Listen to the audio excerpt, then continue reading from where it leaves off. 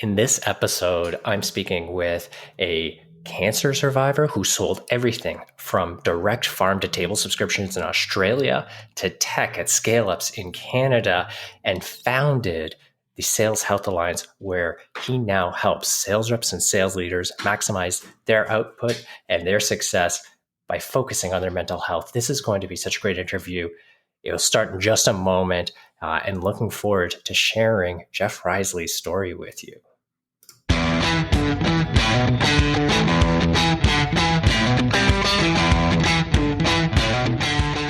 Welcome to Seller's Journey, the podcast where we speak to great sales reps and leaders and share their real stories from start to sales success. Hi, everyone. I'm Joseph Fung, and today we're speaking with Jeff Riseley. Jeff's the founder of the Sales Health Alliance. Jeff, thank you for joining us today. Happy to be here, Joseph. I'm looking forward to sharing my experience with you and your audience. You've had such a remarkable journey. I'm so glad that you're willing to share and to spend some time to help those that haven't met you yet and don't know your story. Maybe you could help us start a little bit early on. Where'd you grow up? Where'd you go to school? Yes, I grew up in a suburb of Toronto. So I grew up in Etobicoke and went to a school nearby called Kingsway College. And then from there, in high school, I actually went to a school downtown at Upper Canada College. So yeah, it was good. It was going from a suburb to city living, and then ended my education career by going to university in Montreal at McGill. Well, there you go. You've had a chance to move around a little bit. Yeah, definitely. So people rarely starting in sales. Maybe you can help us out. What was your first job? What'd you do first ever? Yeah, so I was growing up, especially in high school, I was a huge basketball fan, and I was convinced that I'd be going to be playing in the NBA in a few years later. So I was super passionate about basketball. I actually played against Steph Curry in grade 8, which was one hell of an experience. And you beat him like the Raptors did, right? Not so much. He was a very scrawny little kid, and we met while his dad was playing for the Raptors. And we met in grade 8 at a basketball tournament, and him and his brother were just as good as they were then as they are today, almost. At least that's how I remember it. Well, we can edit that part out and redact history a little bit. Yeah. Yeah, for sure. But sorry, so basketball, go ahead. Yeah. So my first job was a basketball camp counselor that I was during the summer. So I kind of tied the two together. Nice. So that's a great one. I'm super intrigued. So at your first role ever, it's great. Clearly, basketball sets you up for a career in sales, but your first sales role was in Australia with local farms. How did that come to be? I'm so intrigued. Yeah, it was just a funny story. So I graduated from McGill, and shortly after I graduated, I'd always wanted to travel the world, and eventually, two of my friends, our schedules happened to line up, and they were like, "You want to go to Australia?" And I was like, "Let's do it." So we did a bit of a trip through Southeast Asia, and then we ended up spending some time in Melbourne for a little bit.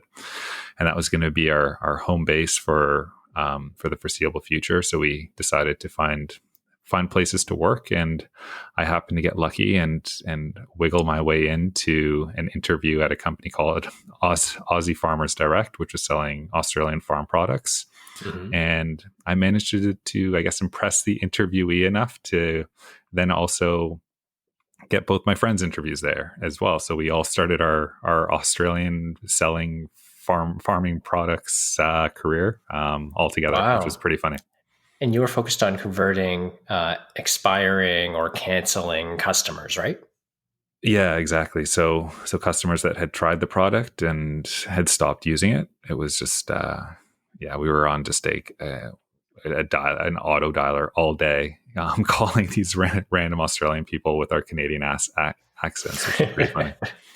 Now, I was going to say that's one end of the spectrum, and I can't quite understand how you've managed to hit the opposite end of the spectrum, because then you went to sell to oil and gas executives on the other side of the world.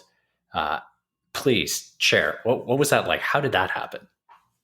Yeah, so it just kind of, I was kind of like similar, like fresh grad, didn't really find it my passion or what I had any idea what I wanted to do. I thought I was going to find it at university, but didn't happen in that way.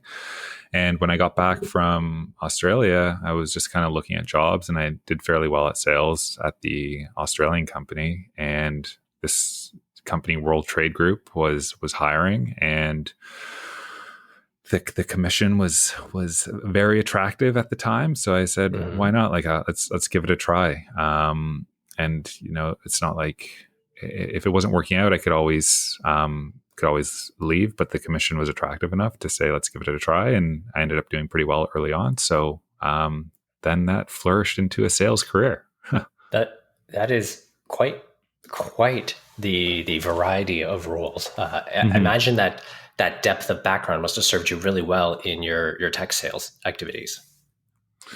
Yeah, so it's been great. So from there, I met two of my closest mentors at World Trade Group, who were essentially my managers at the time, and one of them went to start their own company called Inacuity, which is now called Synapse, and brought me on to help build up and manage the sales team, which is great. So that's what I got my first kind of dip my toes into the startup experience. And then from there, I went to the other manager that I was talking about. He ended up landing a job at Indeed a few years later and brought me on there as one of the first hires on his team. But I was definitely more drawn to the idea of wearing many hats and the deep growth and learning that you get from working in a startup. So I didn't find that I was getting that at a big organization. So then I transitioned back to a sales leadership role at a small startup called Crowdbabble that was focusing on selling social media analytics. So you've had this chance to work at a number of tech companies like Synapse, Indeed, Crowdbabble. You've got small startups. Indeed's just over 10,000 people or something. I mean, you've got crazy, the great range of experience. I'd love to hear what's stuck out to you the most. What surprised you the most about tech sales? That's a great question, and I think so. I love the idea of how scalable tech sales can be, and how, because initially I was selling like essentially corporate workshops or personalized tailored workshops for organizations.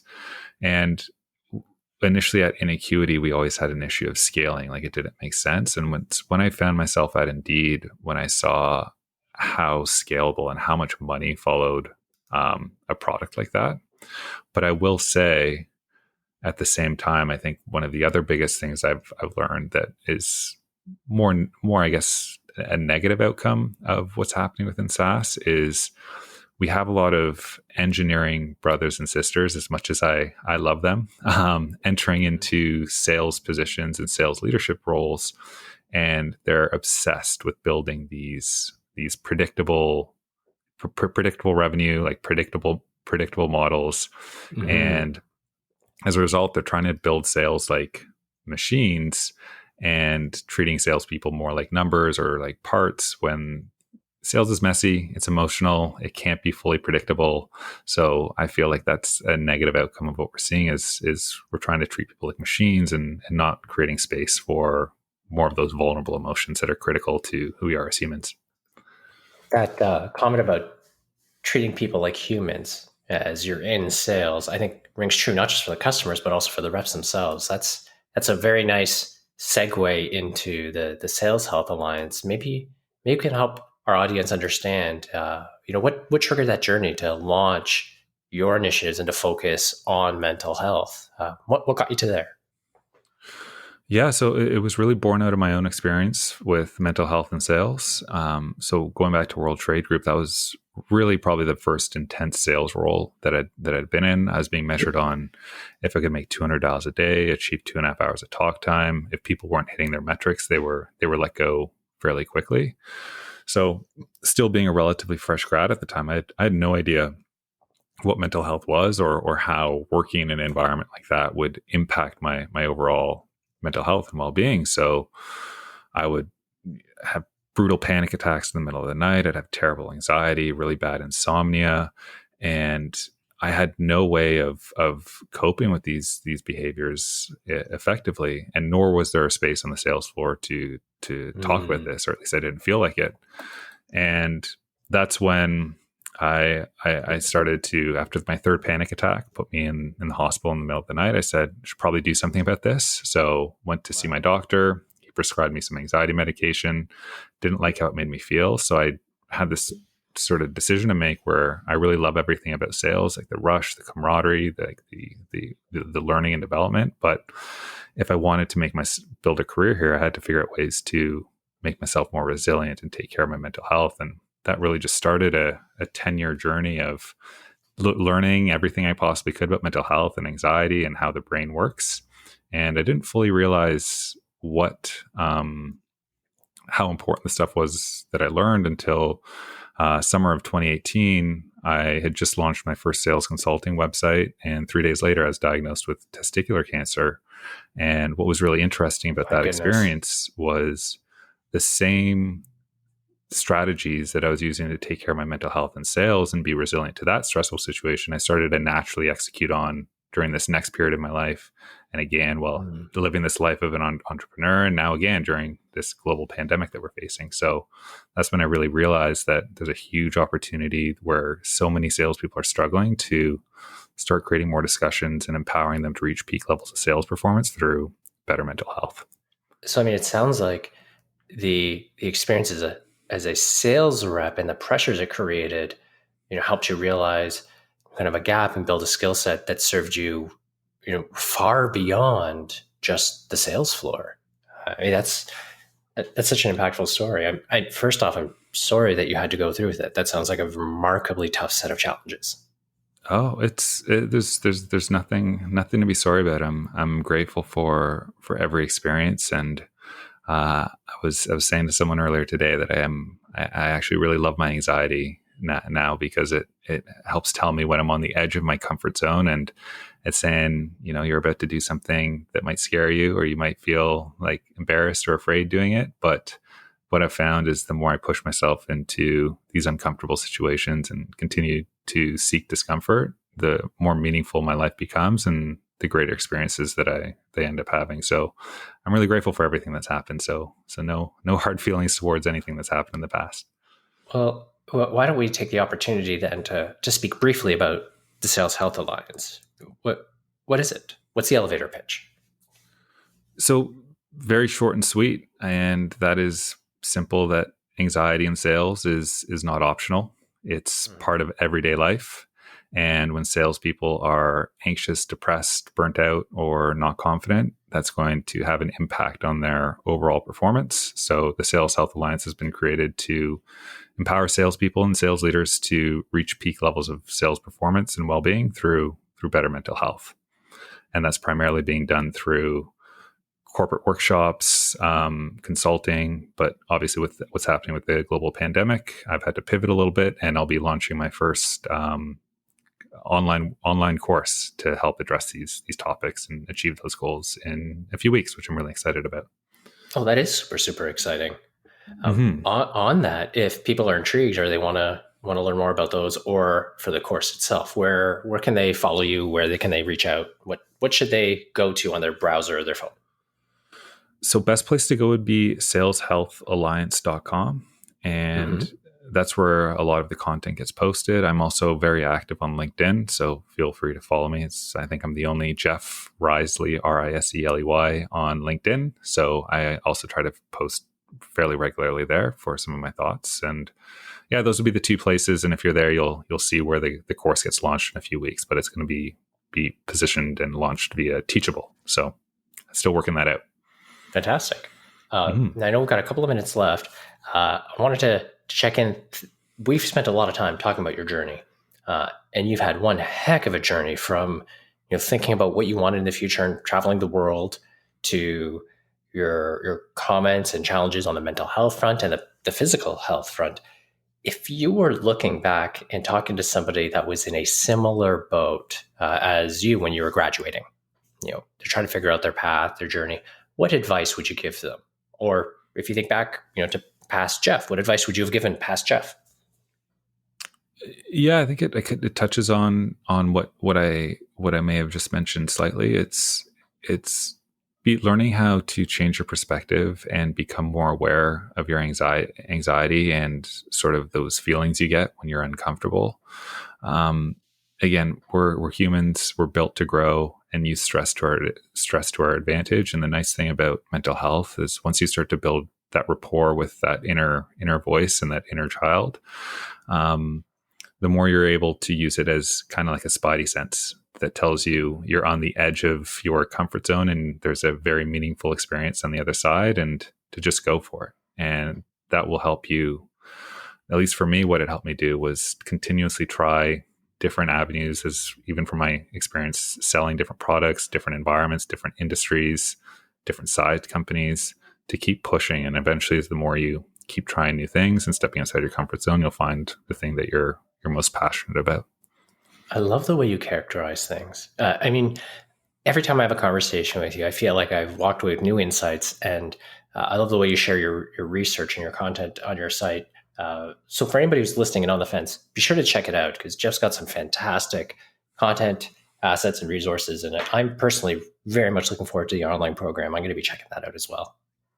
Amazing. Yeah, no, I appreciate it. And I think I'm really happy that I was able to, again, continue to spread the message, and all the work that you're doing in terms of helping salespeople grow and start their careers as well has been incredible to watch. Awesome. This is great. About to let you go, but I want to go through some rapid fire questions first. Do you have a moment? Yep, let's do it. Okay. What's your favorite sales tool? It's got to be LinkedIn for sure. It's nice. I love it. And outside of selling, personally, what's your favorite movie? So I'm a huge superhero nerd. So any of the Christopher Nolan Batman movies, I'm all for. And then I can't help but love the Avengers Infinity War and Endgame as the most epic movies of all time. Oh, nice. I'm a huge superhero nerd as well, so I can resonate with those. I've got a guess on what you're going to say here, but when you were a kid, what did you want to grow up to be? Yeah, NBA player all the way. Okay, nice. Yeah. I love it. Jeff, this was a great conversation. Thank you for being so generous with your time and so open with your journey and your story. So many people will learn from this. Thank you so much. Yeah, thanks for having me on, Joseph. I really appreciate it. It's been my pleasure. I'm looking forward to our next conversation. Me too. You take care. You too. Bye-bye.